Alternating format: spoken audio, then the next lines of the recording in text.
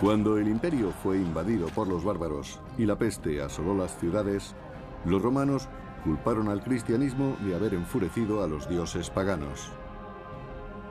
Desesperado, el emperador Decio recurrió a la violencia y sacrificó la vida de muchos cristianos para recuperar el favor de los dioses.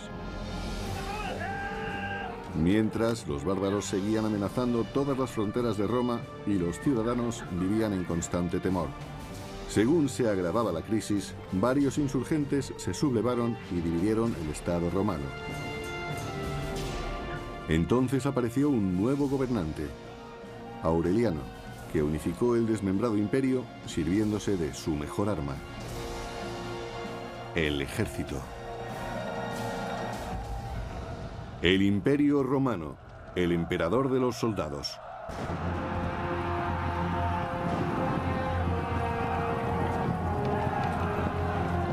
En el siglo III, el Imperio Romano se mantenía gracias a las legiones que protegían las provincias fronterizas.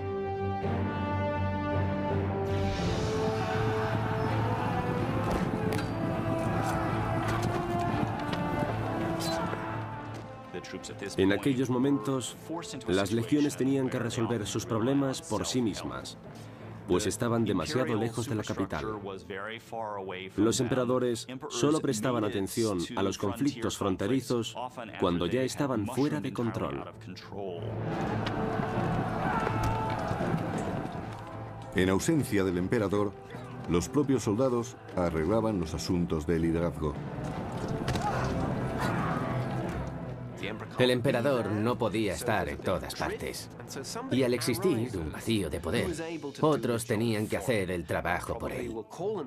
A veces se proclamaba un emperador para conseguir el apoyo local y para derrotar a los bárbaros que amenazaban la integridad de las provincias. Al proclamar sus propios emperadores, las legiones fronterizas se declaraban independientes de Roma.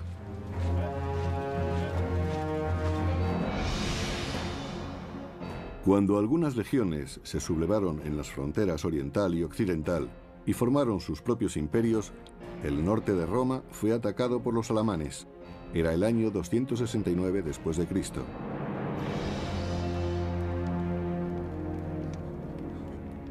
En su palacio de Roma, el emperador Claudio II estaba muy preocupado por el devastador ataque de los bárbaros.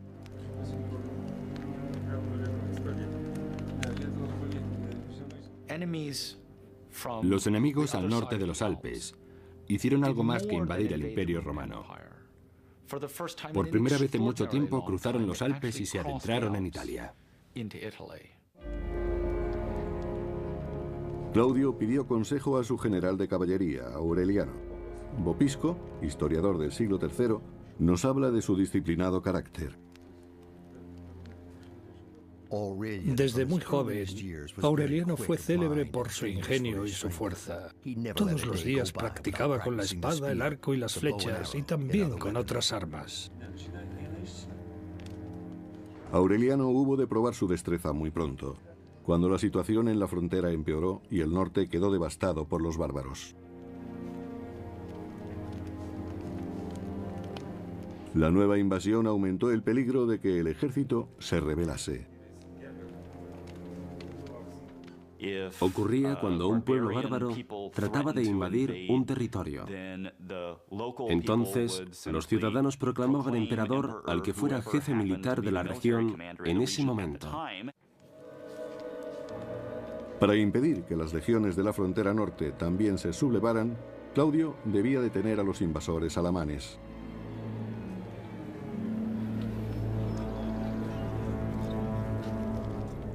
En el campamento alamán, los bárbaros celebraban las capturas que habían realizado en el debilitado imperio. El botín incluía mujeres y niños que serían empleados como esclavos.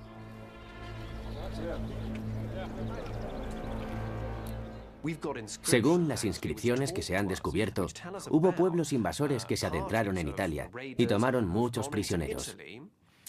Hasta cierto punto, les resultó muy fácil, pues atacaron el imperio cuando no estaba en su mejor momento.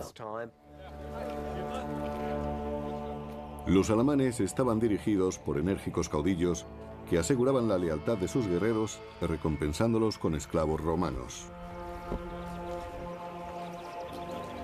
La codicia de los bárbaros no tenía límite.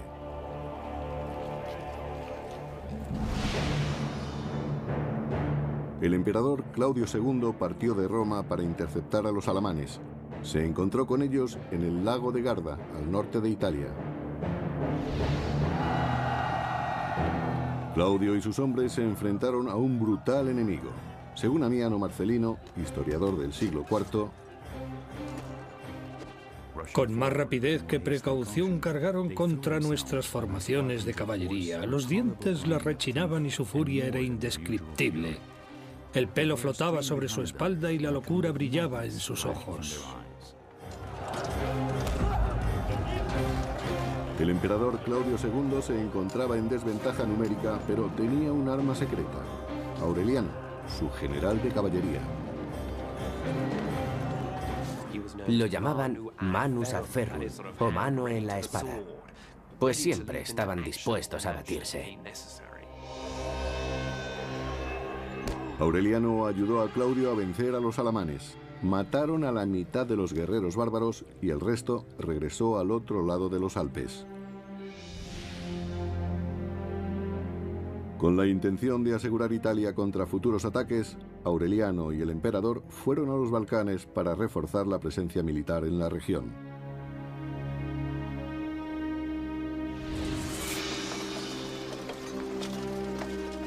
Pero mientras estaba en campaña, Claudio contrajo la peste. El reinado de Claudio fue corto, desde el año 268 hasta el 270. Obtuvo un gran éxito militar en el año 269, del que hizo mucha propaganda y del que se habló durante mucho tiempo. Pero la derrota de los alamanes no bastó para que el imperio se recuperase. Cuando el emperador Claudio murió, el trono fue ocupado por Aureliano, su general de confianza.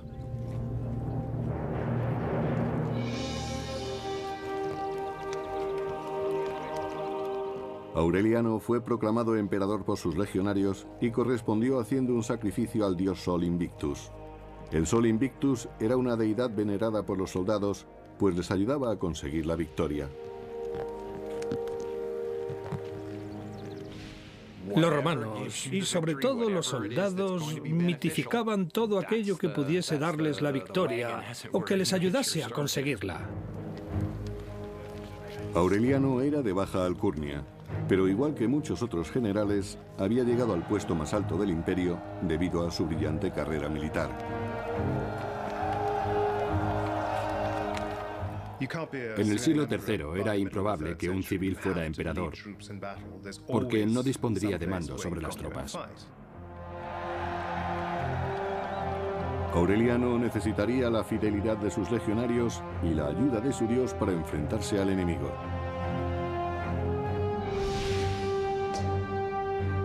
En el año 271 después de Cristo, los violentos alamanes saquearon el norte de Italia y llegaron hasta Plasencia.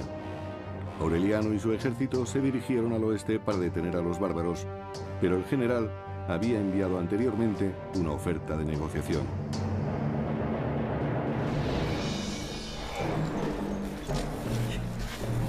Sin embargo, los alamanes tenían otros planes. Invitó a los bárbaros a que se retiraran, pero según se dice, estos respondieron que eran hombres libres y que lucharían como hombres libres. Los alamanes se ocultaron en los bosques del sur de Plasencia y tendieron una emboscada a los romanos, provocando grandes pérdidas. En los bosques, los romanos no eran rival para los bárbaros. Los alamanes vencieron, pero el hecho de que la emboscada tuviese tanto éxito se debió principalmente a la organización del ejército romano. Sus soldados estaban entrenados para combatir y seguir sus tácticas en formación. Evidentemente, eso solo se conseguía cuando luchaban en un territorio amplio y llano, no en los bosques. Y los bárbaros lo sabían. Atrapados en el bosque, los romanos quedaron confundidos y fueron fácilmente derrotados. Para Aureliano, el resultado fue devastador. Los legionarios eran fieles a sus jefes, pero también eran muy oportunistas. Si un emperador ganaba las batallas, contaban con su apoyo. Pero si empezaba a cosechar derrotas, era casi seguro que sus hombres tratarían de reemplazarlo. Aureliano reunió a los soldados que sobrevivieron con la esperanza de que le fuesen leales. Ahora, más que nunca, necesitaba alejar a los alamanes de Roma. Los ejércitos de la frontera se habían independizado del imperio y las legiones del emperador Aureliano quedaron indefensas ante los bárbaros. Los alamanes avanzaban peligrosamente hacia el centro de Italia.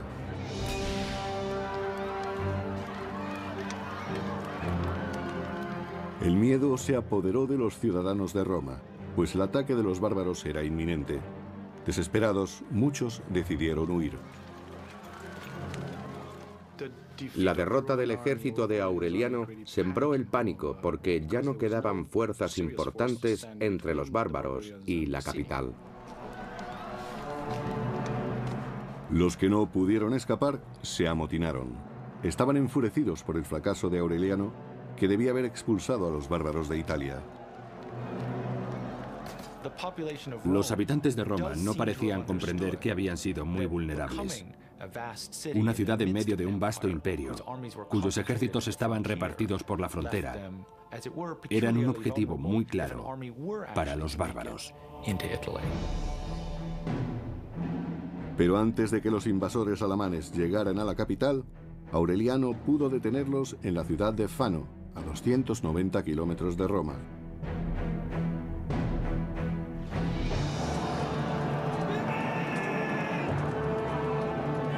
Después de su reciente derrota, Aureliano necesitaba recuperar la lealtad de su ejército con una victoria definitiva. Los emperadores siempre se apoyaban en la lealtad de sus hombres. Y aunque fuesen ellos los que representaban al Estado, la realidad es que el poder imperial residía en el ejército. Aureliano, al frente de su ejército, demostró a los bárbaros el poder de la disciplina de las legiones romanas.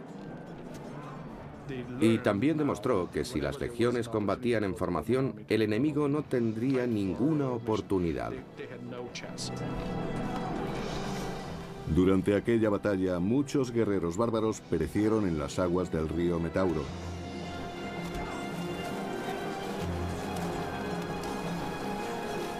Y finalmente, Aureliano logró expulsar a los alamanes de Italia.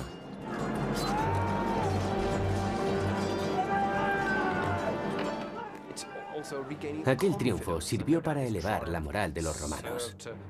Habían estado a punto de perder toda esperanza. Pero la victoria de Aureliano quedó olvidada muy pronto. Llegaron noticias de un nuevo conflicto en Palmira, una ciudad de la frontera oriental.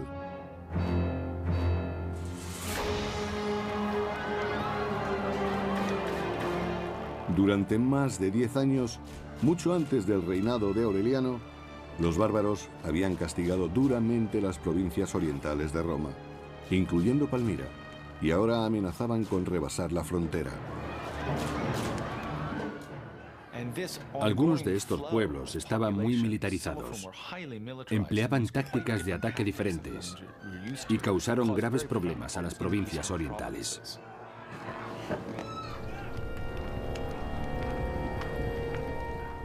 En los límites del desierto de Siria, lejos de Roma, la población de Palmira se enfrentó sola a la derrota de su ejército. Los bárbaros no dudaron en aprovechar la ausencia del emperador. Hicieron retroceder las fronteras y se dedicaron a extorsionar a los romanos de la región. Y tuvieron éxito. Muchos de los habitantes de Palmira murieron a manos de los bárbaros, pero la ayuda de Roma nunca llegaba. En algunas regiones, los habitantes vivían bajo la amenaza de una invasión y querían estar más protegidos. Por eso, los jefes locales se hicieron cargo de las funciones que el emperador no podía asumir. El ejército de Palmira decidió sublevarse y se hizo con el poder.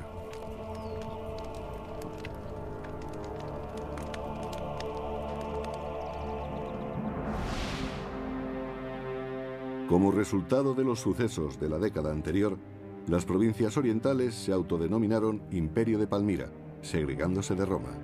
A continuación desafiaron a Aureliano y se apoderaron de la provincia romana de Egipto.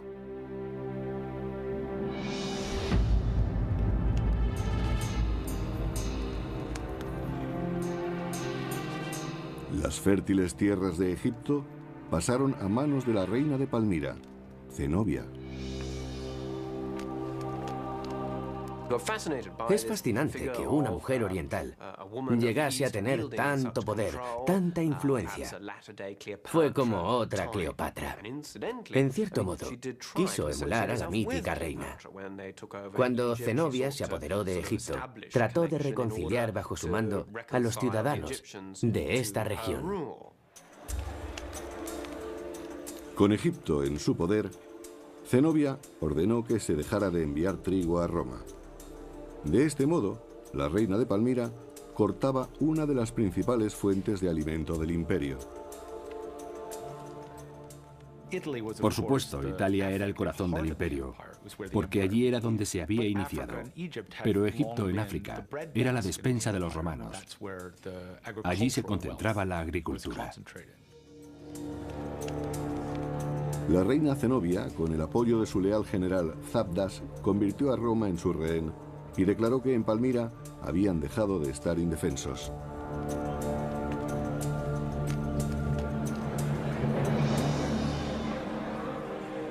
La actuación de Zenobia tuvo una grave repercusión en Roma.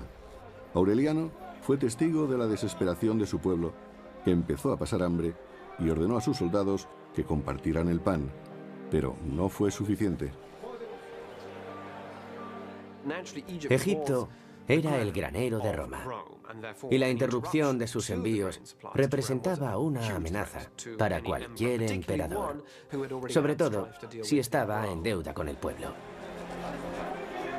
La crisis enfureció a los romanos, y después de perder algunos territorios en Oriente y Occidente, el imperio tenía que enfrentarse ahora a una rebelión en la capital.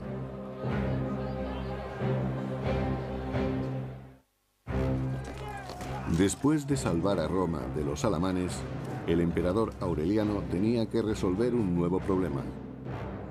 Zenobia había usurpado Palmira y había cortado los suministros de trigo egipcio.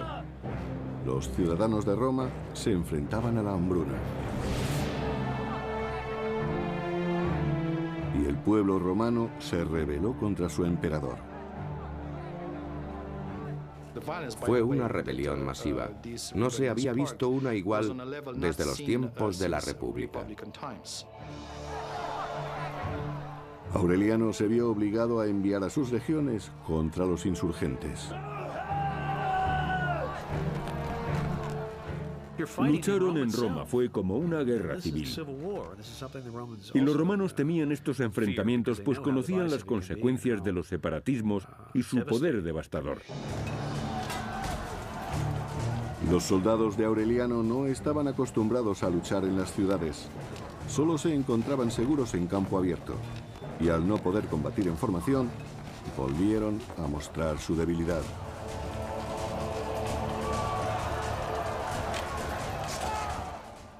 La lucha se desató en la misma ciudad, y para los legionarios de Aureliano debía de ser un escenario muy extraño. Las batallas de la antigüedad no se solían librar en las ciudades ni entre las calles, porque allí, debido a su entrenamiento, los soldados encontraban grandes dificultades. Finalmente, Aureliano consiguió sofocar la rebelión. Según Eutropio, historiador del siglo IV, Aureliano consiguió reprimirlos y varios nobles fueron condenados a muerte. El emperador no fue conciliador, sino cruel y sanguinario. Pero era el dirigente que los tiempos requerían. Aureliano ejecutó a los jefes de los rebeldes, recordando al pueblo quién mandaba en Roma.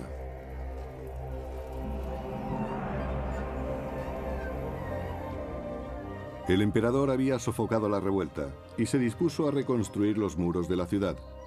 Bajo su mandato, Roma volvería a ser fuerte y segura.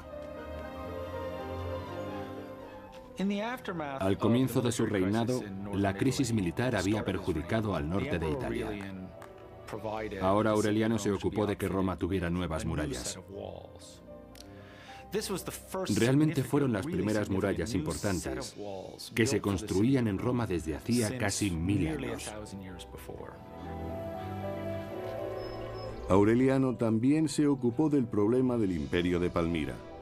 Debía asegurar el grano para que no hubiera hambruna en Roma, pues sus reservas de pan empezaban a agotarse. Aureliano se propuso reafirmar su dominio sobre todo el imperio. Por eso, en el año 272 después de Cristo, fue a Oriente para reconquistar los territorios sublevados. Su primer objetivo fue la ciudad romana de Antioquía, que pertenecía a una gran región conocida como Siria.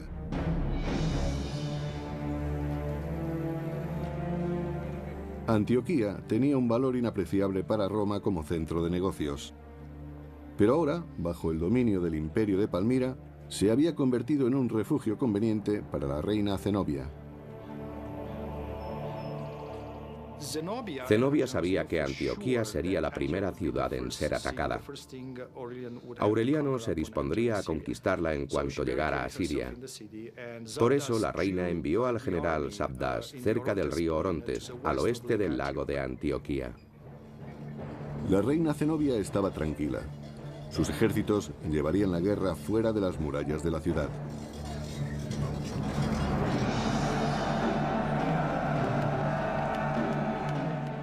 Allí, el general Zabdas dirigía la batalla contra Aureliano.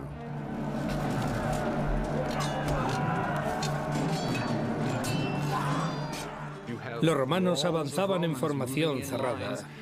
Con esa táctica debían encontrarse frente a frente con su enemigo para poder herirlo. Era más fácil cortar las extremidades o alcanzar la cabeza. Pero las legiones flaquearon ante los soldados de Palmira. La única oportunidad de Aureliano era superar en la maniobra al general Zabdas. Durante la batalla, Aureliano improvisó un plan. Ordenó a su caballería ligera que fingiese huir. Es lo que más tarde se denominaría como falsa retirada. La caballería ligera de Aureliano simuló huir. Esperaban que los palmirenses les persiguieran y dejaran desprotegido el camino. Entonces la caballería dio la vuelta y aplastó a los rebeldes. La caballería de Palmira quedó totalmente destruida, dejando libre el camino a Antioquía. El general Zabdas ordenó a los soldados que habían sobrevivido que se retiraran. Zenobia y sus generales se apresuraron a ir a Palmira. Aureliano trató de alcanzarlos. Quería capturar a la reina antes de que entrara en la ciudad.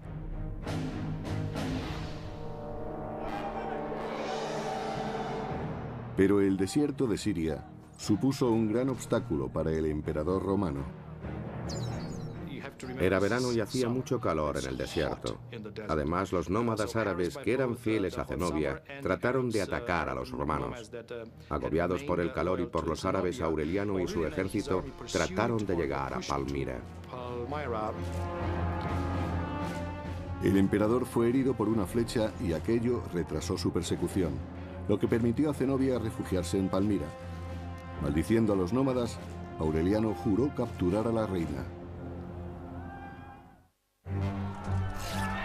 En el año 272 después de Cristo, el emperador Aureliano derrotó al ejército de Zenobia en Antioquía, pero la reina tendió una emboscada a los romanos y logró refugiarse en Palmira.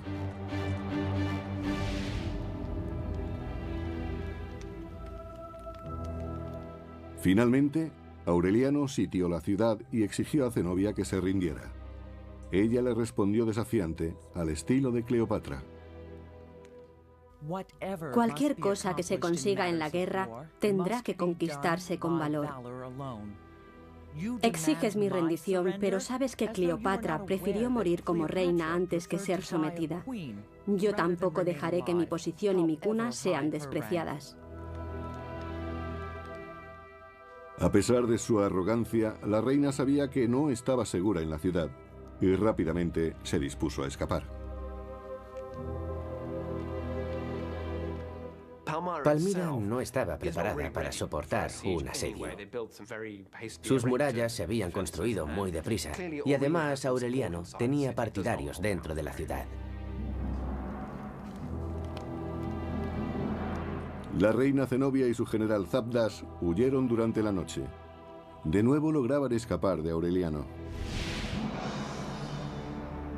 En el año 272 después de Cristo, Zenobia huyó hacia Persia y alcanzó el río Éufrates en el Irak actual. Pero los soldados de Aureliano seguían de cerca sus pasos. En la orilla del Éufrates, la reina ofreció oro al barquero para que la ayudara a cruzar el río. Pero los romanos estaban cerca y sus riquezas no pudieron salvar a Zenobia. Fue capturada por la caballería romana. La reina, sus consejeros y sus generales eran prisioneros de guerra y tuvieron que ir a juicio. Zenobia viajaba atada y sabía que muy pronto estaría ante la presencia de Aureliano.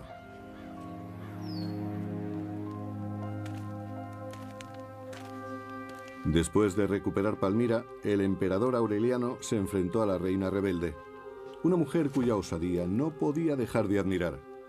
Según él mismo dijo, esta mujer tiene una personalidad fuera de lo común. Es sabia en sus consejos y firme en sus propósitos. Y en su trato con los soldados, se muestra generosa cuando es preciso y severa cuando la disciplina lo exige.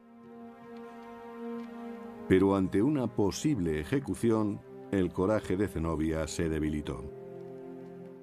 Zenobia dijo que había sido mal aconsejada, de modo que sus asesores y el general Zabdas fueron ejecutados.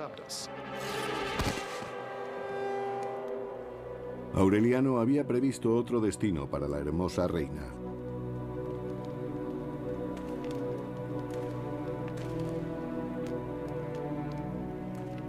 Pero antes de salir de Palmira, el emperador visitó un templo para rendir tributo a su dios. Sol Invictus era el dios de los soldados y el que le había dado la victoria en suelo extranjero. En aquel momento Aureliano estaba sellando una especie de alianza con el dios Sol. Estaba seguro de que le había dado la victoria en Palmira.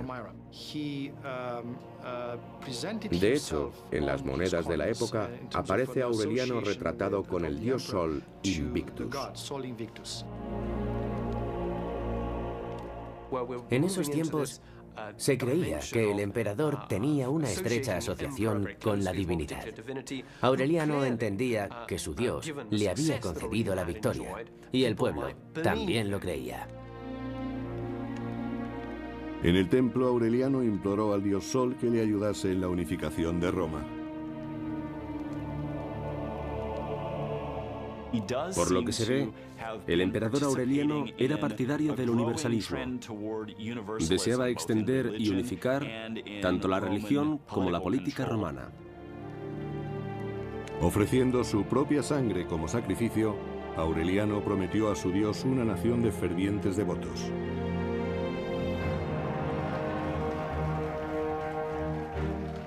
Se recuperaron las provincias de Oriente y los envíos de grano llegaron de nuevo a Roma. Aureliano fue recibido triunfalmente en la capital. Los romanos asociaron su persona con el fin de las catástrofes militares. Es cierto que el imperio volvía a recuperarse, pero siempre había vuelto a caer en nuevas derrotas. Aureliano tenía planes en Roma. y ya sabía cómo emplearía las riquezas traídas de Oriente. Implantaría a Sol Invictus, dios de los soldados, como deidad única en el imperio, y se apresuró a construir un nuevo templo. Equiparó el nuevo culto con la religión estatal de Roma. Construyó un magnífico templo dedicado al sol y lo adornó con el botín traído de Palmira. Pero la religión tendría que esperar. Aureliano debía enfrentarse a más pueblos antes de que el imperio se recuperara totalmente. En el norte, los territorios romanos de la Galia y Bretaña también se habían sublevado. Las regiones fronterizas habían proclamado el Imperio Galo.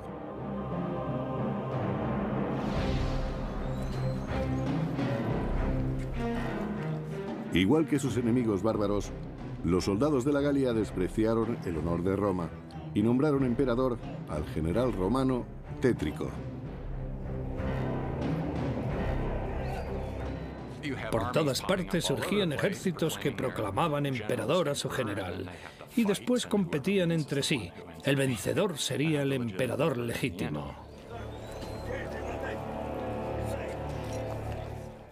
Naturalmente, la segregación del Imperio Galo preocupó a los ciudadanos de Roma. Fue una gran pérdida.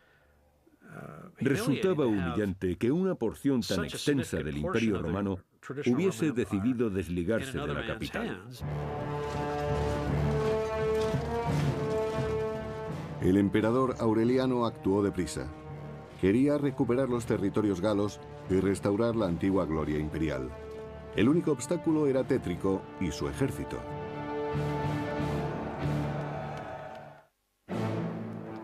Después de derrotar a la reina Zenobia y reconquistar las provincias orientales, Aureliano juró que vencería a Tétrico y recuperaría también los territorios occidentales.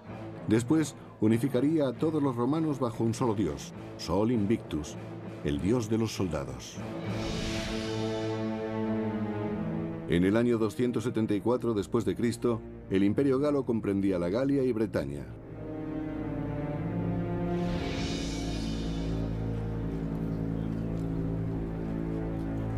Allí, tanto el general Tétrico como su ejército se comportaban igual que los enemigos bárbaros.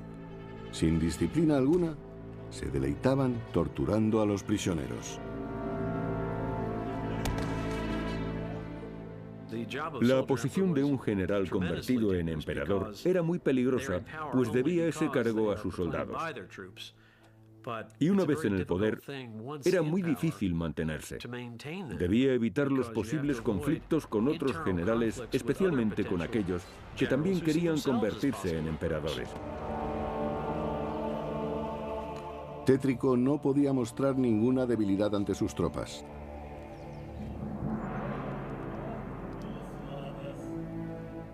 Pero en la intimidad de su palacio, el general no se apartaba de sus consejeros y trataba de averiguar cuál sería su próximo rival.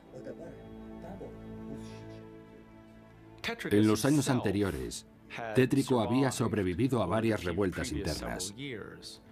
Se había enfrentado a los líderes rivales en otras partes de la Galia.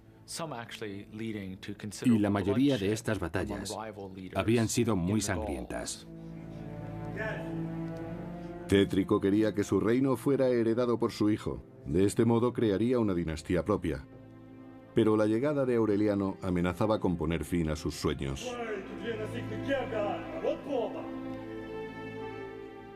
En realidad, Tétrico sabía perfectamente que Aureliano marcharía contra el Imperio Galo. Después de su éxito en Oriente, el emperador trataría de recuperar todas las provincias que se habían sublevado contra el imperio. Al conocer la noticia de que Aureliano se acercaba, Tétrico culpó a sus consejeros y se enfrentó a todos aquellos que le rodeaban.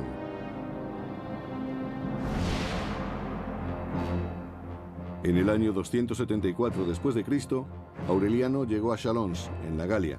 Estaba dispuesto a enfrentarse a Tétrico para reconquistar los territorios que habían pertenecido al imperio.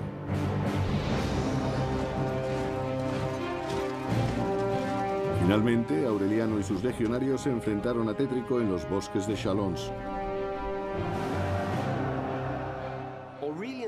En esta ocasión, las legiones de Aureliano utilizaron más caballería de la que habían empleado hasta entonces. Respecto al ejército de Tétrico, todavía contaba con algunas legiones importantes que estaban guardando la región del Rin. Fue una batalla entre fuerzas muy similares y con un armamento similar. Debió de ser muy sangrienta y devastadora. El ejército de Tétrico se enfrentó a la furia de Aureliano. Habían osado proclamar otro emperador, de modo que se habían convertido en la amenaza principal. Parte de la crisis del siglo III se debió al papel tan importante que jugaba el ejército. El hecho de que pudieran elegir emperador era algo nuevo. Pero hacía mucho tiempo que el imperio estaba constantemente en guerra y el ejército había adquirido mucho poder. Los soldados consideraban que tenían derecho a elegir emperador e imponerlo. Aureliano no podía consentir semejante afrenta, y cuando el ejército de Tétrico cayó derrotado, ordenó que los rebeldes fueran ejecutados sin piedad. Según algunas fuentes, Tétrico sabía que iba a perder, incluso antes de la batalla. Sin embargo, decidió que tenía que luchar hasta el final. Aquel triunfo fue la culminación de los esfuerzos de Aureliano para reunificar el imperio. Finalmente, había hecho prisionero al usurpador, Tétrico.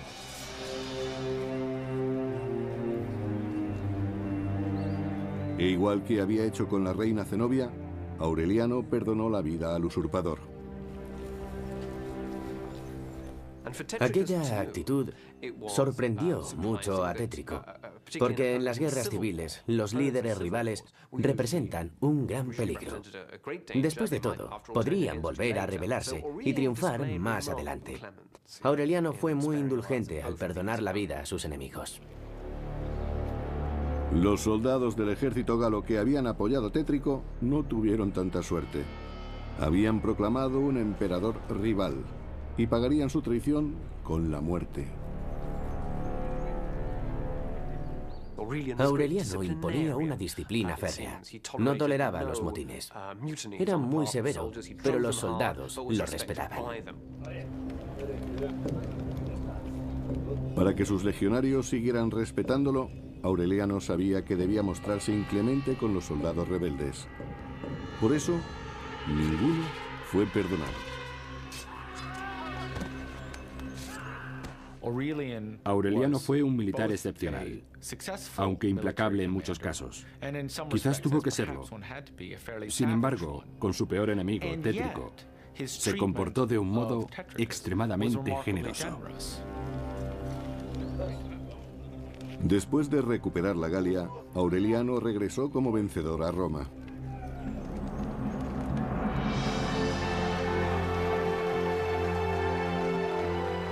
Tras 4 años de campañas, el emperador quiso celebrar la reunificación del imperio. En un deslumbrante desfile militar, mostró a los personajes más importantes que había capturado en sus conquistas. Fue una ceremonia muy ostentosa. Se caracterizó precisamente por eso. El desfile, la fiesta, todo se organizó a lo grande. Fue impresionante. Y también Aureliano se dejó ver. El hecho de que el emperador celebrase así una victoria militar era algo nuevo para aquella generación. Zenobia y Tétrico también estuvieron presentes. Los traidores derrotados daban testimonio de la victoria de Aureliano en Oriente y Occidente. Desfilar por las calles de Roma resultaba humillante para los enemigos capturados.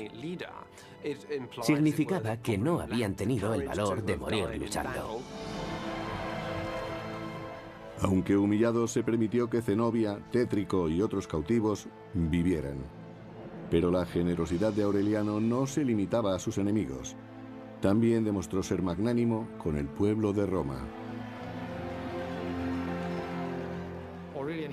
El propio Aureliano distribuyó pan y carne de cerdo entre los ciudadanos. Y también, según se dijo, túnicas blancas de paño egipcio y africano. En realidad fue una gran demostración de poder.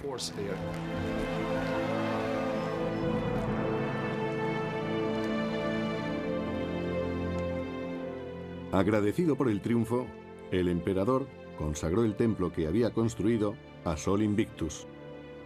Consideraba que el dios de los soldados le había hecho invencible.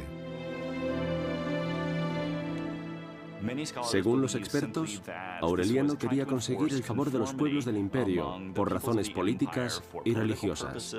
Estos dos motivos solían ir unidos en la mente de los romanos.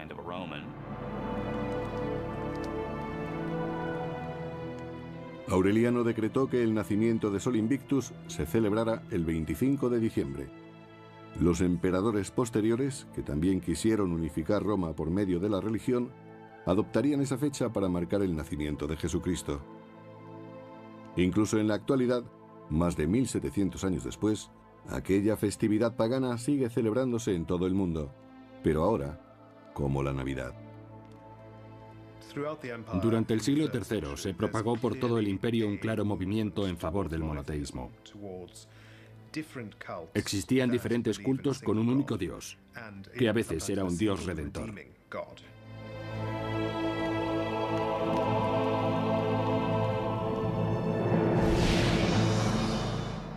El imperio romano, ahora unificado, se extendía desde Palmira hasta Bretaña, pero en el año 275 después de Cristo, los bárbaros volvieron a sembrar el pánico en el este. Aureliano condujo entonces su ejército a Tracia.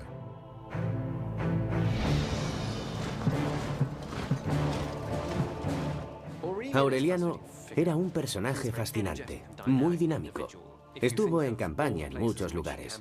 Debía de poseer una energía extraordinaria. Fue esa disposición y energía la que le hizo ganar la lealtad de sus tropas.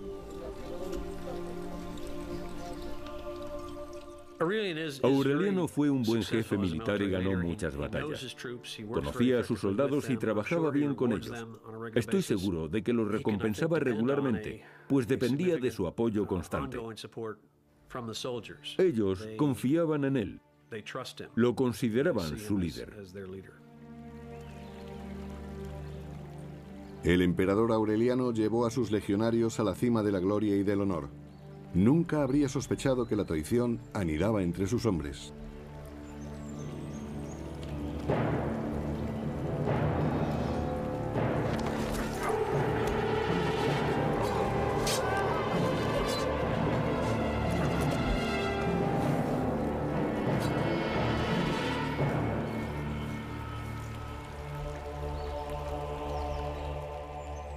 El asesinato de Aureliano es difícil de explicar, sobre todo porque cosechó muchas victorias. Supuestamente, los soldados deberían estar satisfechos con su éxito y recompensas. Aquella traición conmocionó a todo el imperio. La noticia de que el emperador había muerto fue recibida con incredulidad y dolor. Lo enterraron en el mismo lugar donde fue asesinado. La ceremonia fue opulenta y solemne.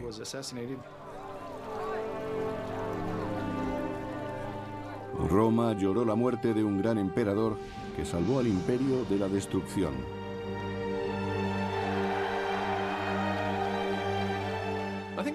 Aureliano es tan importante en la historia de Roma porque consiguió la recuperación del imperio. Puede decirse que gracias a él, el Estado volvió a la vida. Y además fue capaz de derrotar a los sublevados y de reconquistar los territorios. Pero ni siquiera el dios de los soldados pudo protegerlo del acero de los traidores. Y el imperio que tanto le había costado reunificar volvió a fragmentarse.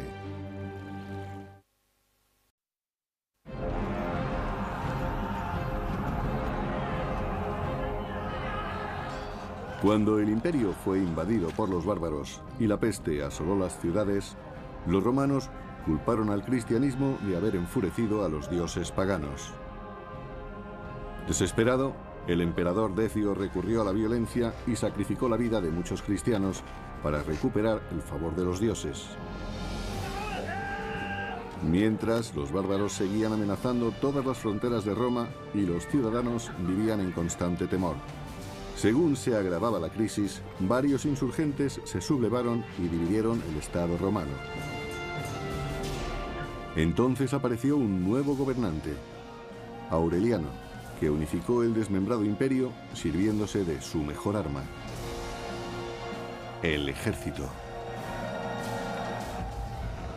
El Imperio Romano, el emperador de los soldados.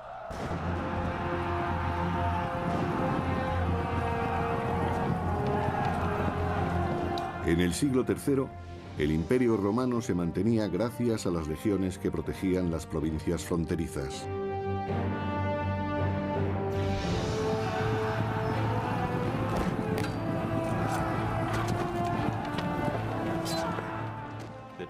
En aquellos momentos, las legiones tenían que resolver sus problemas por sí mismas, pues estaban demasiado lejos de la capital.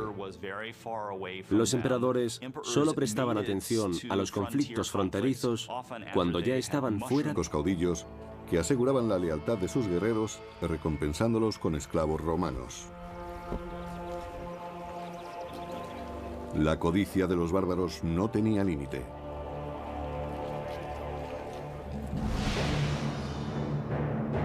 El emperador Claudio II partió de Roma para interceptar a los alamanes. Se encontró con ellos en el lago de Garda, al norte de Italia.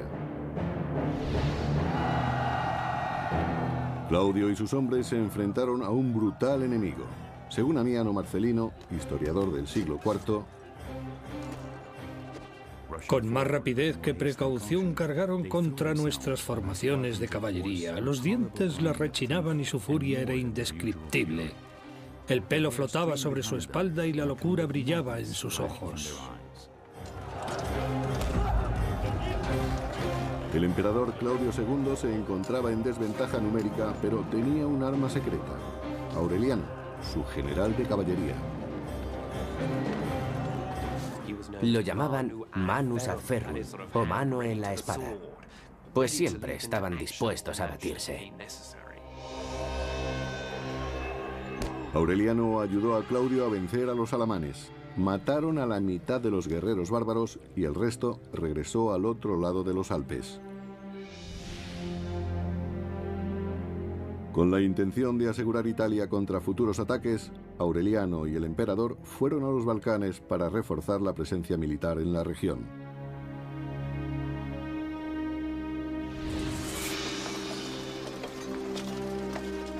Pero mientras estaba en campaña, Claudio contrajo la peste. El reinado de Claudio fue corto, desde el año 268 hasta el 270. Obtuvo un gran éxito militar en el año 269, del que hizo mucha propaganda y del que se habló durante mucho tiempo. Pero la derrota de los alamanes no bastó para que el imperio se recuperase. Cuando el emperador Claudio murió, el trono fue ocupado por Aureliano, su general de confianza.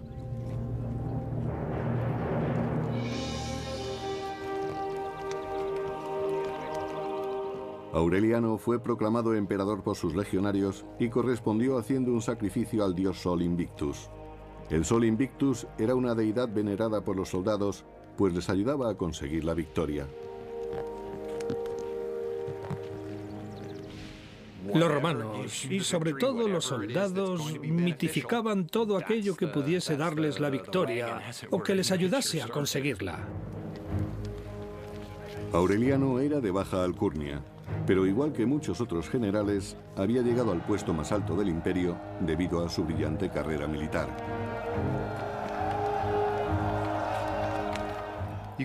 En el siglo III era improbable que un civil fuera emperador, porque no dispondría de mando sobre las tropas. Aureliano de control. En ausencia del emperador, los propios soldados arreglaban los asuntos de liderazgo. El emperador no podía estar en todas partes. Y al existir un vacío de poder, otros tenían que hacer el trabajo por él. A veces se proclamaba un emperador para conseguir el apoyo local y para derrotar a los bárbaros que amenazaban la integridad de las provincias. Al proclamar sus propios emperadores, las legiones fronterizas se declaraban independientes de Roma.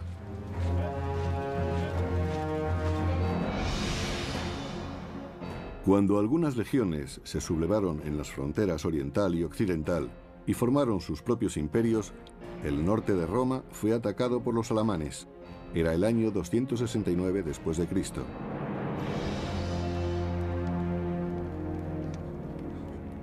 En su palacio de Roma, el emperador Claudio II estaba muy preocupado por el devastador ataque de los bárbaros.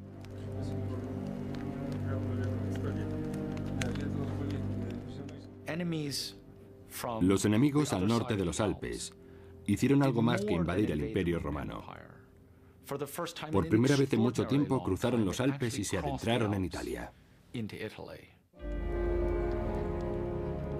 Claudio pidió consejo a su general de caballería, Aureliano.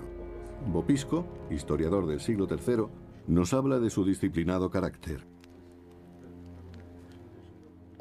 Desde muy joven, Aureliano fue célebre por su ingenio y su fuerza. Todos los días practicaba con la espada, el arco y las flechas, y también con otras armas. Aureliano hubo de probar su destreza muy pronto, cuando la situación en la frontera empeoró y el norte quedó devastado por los bárbaros. La nueva invasión aumentó el peligro de que el ejército se rebelase.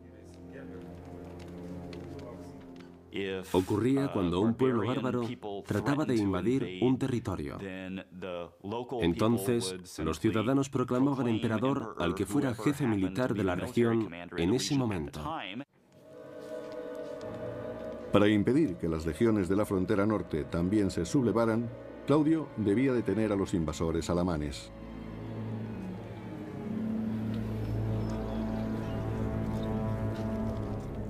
En el campamento alamán, los bárbaros celebraban las capturas que habían realizado en el debilitado imperio. El botín incluía mujeres y niños que serían empleados como esclavos.